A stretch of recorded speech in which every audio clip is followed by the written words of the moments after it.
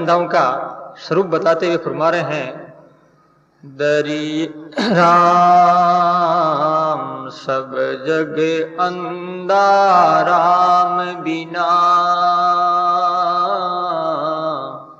सूजन काज अकार राव रंक अंधा सबे, राव रंक अंधा सबे, अंधा हूँ काराज, अंधा हूँ काराज। महाराज कह रहे हैं सब जग अंधा राम बिना, जिसके अंतकरण में राम का नाम नहीं है, भगवत भक्ति नहीं है, तो चाहे भले उनको इन आंखों से चर्म चक्षुओं से दिखता हो, लेकिन वो अंधा ही है। सब जग अंधा राम बिना, और वास्तव में बात सही है। सूजन काज आकाश, कुछ दिखता नहीं, कार्य क्या है, अकार्य क्या है, कारण क्या है, करण क्या है, सुख क्या, दुख क्या, मेरे हानि और लाभ क्या है, इस विषय में उनकी बुद्धि प्रवेश नहीं कर सकती है। इस वास्ते आचार्य श्री कहते हैं, अगर राव रंक अंधा सबे, और अंधाओं का ही राजा, राजा भी अंधा है तो प्रजा भी अंधी है। भाई किसी किसी को दिखना चाहिए, एक ही आदमी घर में कोई दिखने वाला होता है, घर में एक सज्जन होता है तो पूरा परिवार का कल्याण कर सकता है, लेकिन मुखिया आदमी भी अंधा है तो पूरे परिवार वाले भी अंधे ही है, तो ऐसे परिवार की क्या दशा होगी, यानी ऐसे अज्ञानियों की क्या दशा होगी, जो अज्ञान रूप में अंधकार लिए हुए हैं, कभी जिनको दिखता नहीं है और फिर भी किसी की बात नहीं मानते हैं, सहारा नहीं लेते हैं किसी महान पुरुषों का, तो कैसे दिखाई देगा। बुद्ध भगवान के पास में एक बुद्ध भगवान के शिष्य ने कहा, महाराज एक अंधा आदमी है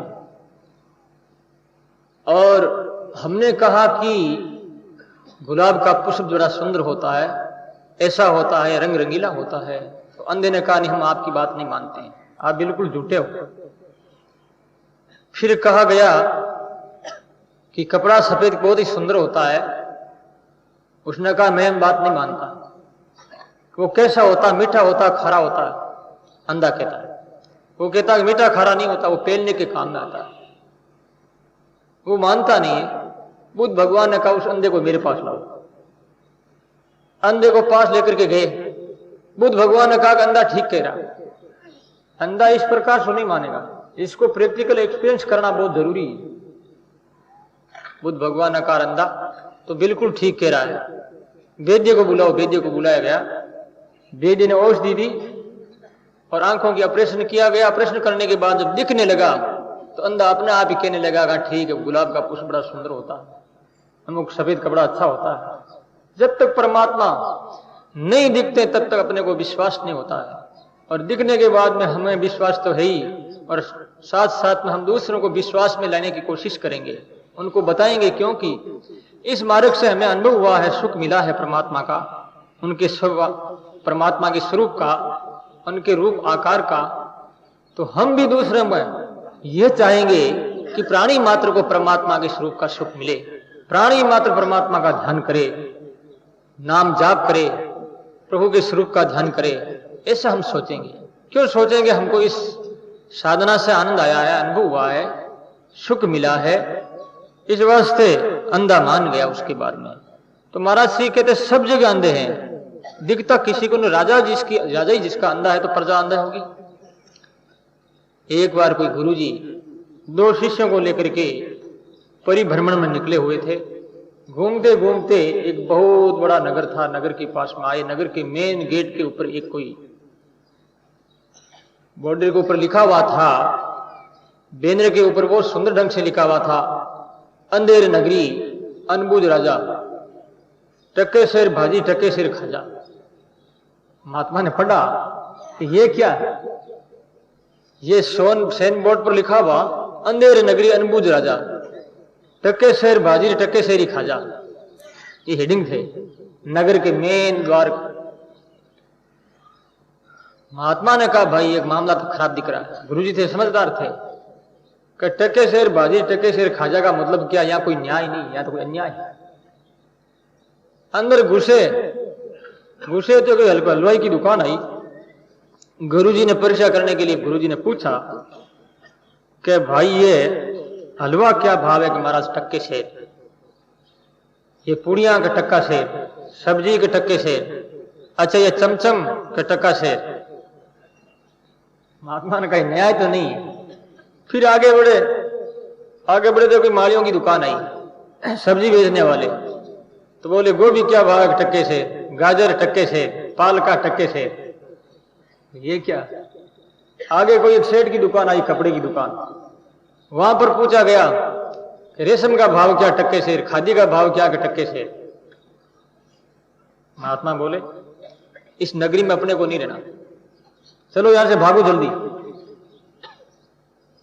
एक शीशे तक कह दिया महाराज गुरुदेव कोई बात नहीं, हम आपकी आज्ञा मानने के लिए तैयार है, चलना ठीक है। एक शीशे बोला नहीं महाराज टक्के शेर चमचम है, वो मैं तो चमचम खाऊंगा और मौज उड़ाऊंगा। यहाँ टक्के शेर माल मिल रहा है, बड़ी ये अपने अच्छी चीज खाएंगे, इस वास्ते वो कहना मैं तो यहीं रुकूंगा। महाराज ने कहा देख तू मत रुक, मेरी बात मान ले, और तकलीफ आएगा कि नहीं गुरुदेव तकलीफ कुछ नहीं है, आपकी बस मेहरबानी सही। तो महात्मा बोले अच्छा कोई बात, तू रहना चाहता है तो रह, लेकिन जब कष्ट आए तो मुझे याद करना और मुझे बुलाना।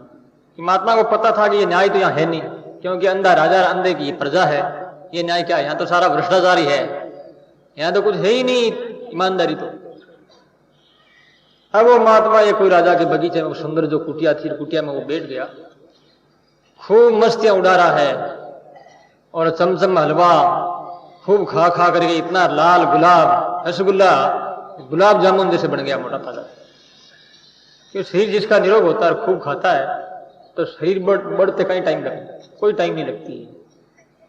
जिनके हृदय में कभी भी आदमी, जिनके हृदय में परमात्मा है, जो भक्ति के लिए विरह करते रहते हैं परमात्मा के लिए, वो कभी भी बड़े नहीं हो सकते। उनका स्थूल काय शरीर नहीं हो सकता, उसकी शरीर की काया जो छोटी दुबली पतली रहेगी।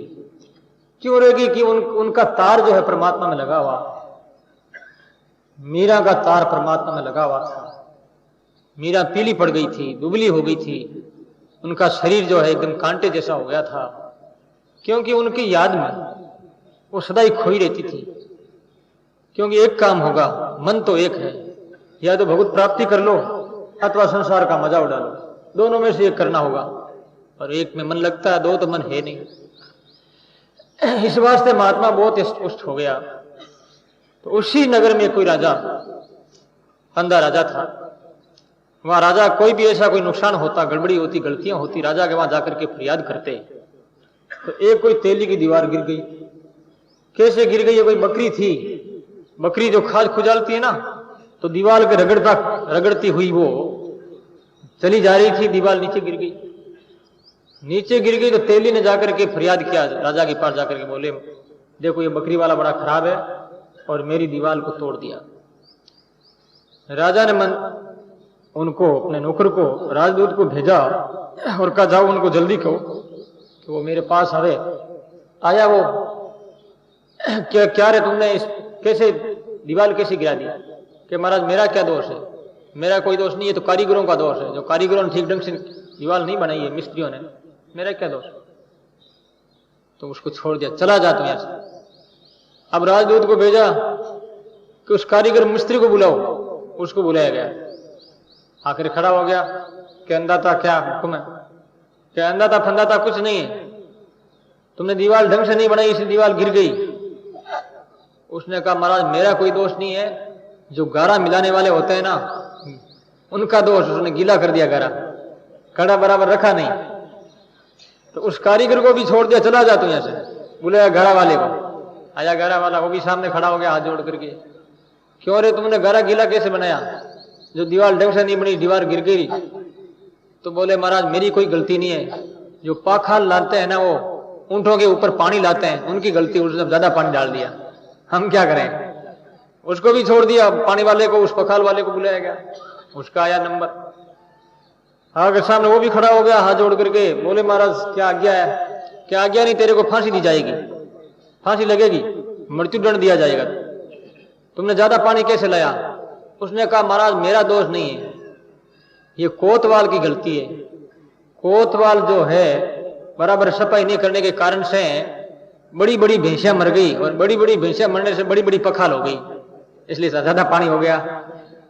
हमारा दोष नहीं। अब बुलाया कोतवाल को और बुलाकर रखा, कैसे गलती की तुमने, आजकल शहर की सफाई नहीं करवाता बराबर ढंग से, जला दो, कह दिया गया, दे दो फांसी का तख्ता पर खड़ा करके फांसी लगा दो इसे। जरा वो भयभीत हो गया, वो था दुबला पतला, फांसी थोड़ी सी मोटी थी, तो फांसी डाली तो फांसी तो ढीली थी ना, तो जल्लाद राजा से बोले कि महाराज ये फांसी तो बड़ा मांगती है, इसके फांसी बराबर फिट नहीं आ रही है। तो बोले कोई गांव में बड़ा आदमी उसको लाओ, और क्या वो मांगती है। अब लोग दासदूत जो है इधर उधर गांव में खोज की तो उस बगीचे में वही महात्मा बैठा था बड़ा ताजा, कि बोले ठीक फांसी इनके बराबर फिट आएगी। राजदूत महात्मा का हाथ पकड़ के उठा दिया, चलो महाराज चलो आपको फांसी। महात्मा ने कहा भाई मैंने तो कोई गलती नहीं की है। गलती थी कुछ नहीं, फांसी मोटा मांग रही है और कोई गलती नहीं, आप मोटे हो, मोटे को फांसी दी जाती है। ले गए उनको, ले गए तख्ता के सामने खड़ा कर दिया। अंत समय में पूछते हैं लास्ट में कि भाई तेरे मन में क्या है। उस बाबा से पूछा गया कि बाबा जी आपकी क्या इच्छा है, अंतिम की इच्छा बता दो पूरी कर दें। तो बाबा ने कहा मैं गुरुदेव का साक्षात करना चाहता हूं, दर्शन करना चाहता हूं। मेरे गुरुजी पास ही में गांव में रहते हैं, उनको आप बुलाओ। दूतों को भेज करके गुरुदेव को बुला लिया। गुरुदेव ने संकेत में समझा दिया कि और तुम कुछ मत करना, मेरे को धक्का देना, मैं तेरे को धक्का दूंगा, कि फांसी मैं पहले चढ़ूंगा, तू कहना कि मैं पहले चढ़ूंगा। अब जो गुरुजी आते उसको धक्का दिया, भग यहां से, फांसी पर मैं चढ़ूंगा। गुरुजी ने चेले ने धक्का दिया गुरुजी को कि नहीं आप नहीं चढ़ सकते, मैं पहले चढ़ूंगा। दोनों झगड़ा करने लगे। तो झगड़ा करने लगे तो राजदूत बोले राजा से कि महाराज ये तो झगड़ा कर रहे हैं। राजा ने कहा झगड़ा क्यों करते हो, बात क्या है। गुरु कहता नहीं फांसी मैं चढ़ूंगा, चेला कहता फांसी मैं चढ़ता हूं। गुरु ने कहा कि अभी ऐसा सुंदर मुहूर्त आया हुआ है कि अभी अभी कोई फांसी पर चढ़ जाएगा तो अखंड राज करेगा, और मरने के बाद में मोक्ष की प्राप्ति होगी, भगवान मिलेंगे। राजा ने कहा हटो यहां तुम दोनों ही, मैं चढ़ूंगा, ऐसा लाभ तो मुझे मिलना चाहिए। ऐसे करके राजा चढ़ गया, गोविंदा ये नमो नमः, मर गया, खत्म हो गया।